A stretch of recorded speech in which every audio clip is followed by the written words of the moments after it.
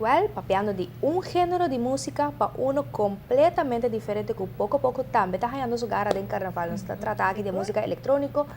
Dance Parade Atlanta como um evento para recaudar fundo para o grupo de carnaval. A parada está já viernes o dia 30 de januário, começando por a Aruba Entertainment Center, by Wonderland, passa by Adjustment Boulevard, 30 back Adrian Leclerc Boulevard e via Wilhelmina termina back na Aruba Entertainment Center. E DJ nang kulota by Tay Dinge parada ta entre outros Fellow, Nuts Beats, Garrickson, DJ 101, Big Rick, DJ Vibes e também MC Oz. Ito consiste de dois trailers e vários colores de t-shirt. Nós temos color ng rosa, verde, oranho, gel e também blue.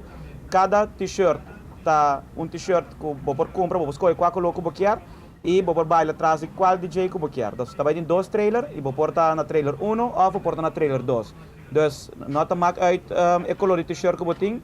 Het vai ter uma explosão de color riba caminho da Dance Parade viernes hoor, dia 30 de januário e agora que nós estamos gewoon tour gente por inscrever passa comprar o kaartje e através participar de um evento único aqui para o primeiro dia que está organizar a riba nos isla.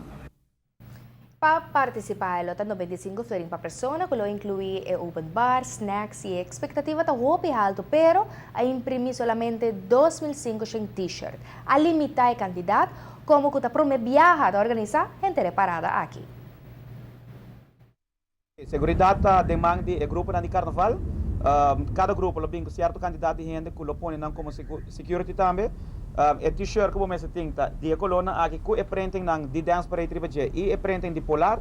Que qualquer outro t-shirt lo guarda sacar fora do grupo para dar uma oportunidade de apaga para por participar da Dance Parade. Para primeiro viajar, tem uma expectativa, toda gente está ansioso para com a parada aqui lo tem cada outro. Então, nós estamos gewoon bem bem join, awet noite 5 horas 8 horas, venda de t-shirt tanto começar, bota bem que não paga, escolhe o t-shirt e já viernes esperava 8 horas na Entertainment Center para assim que arranca sali com o primeiro Dance Parade de Aruba. Well, aunque que Dance Parade organiza para grupo de carnaval, está cai de encargo de Stichting Manejo de Aruba su Carnaval.